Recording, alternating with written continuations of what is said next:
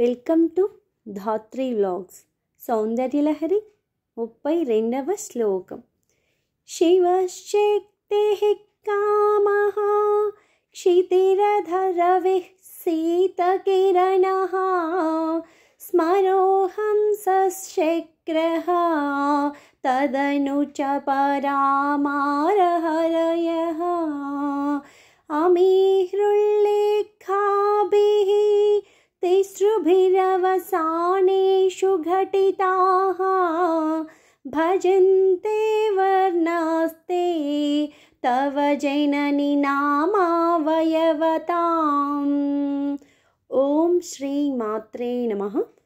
First time నా channel చూస్తున్న వాళ్ళు సబ్స్క్రైబ్ చేయండి.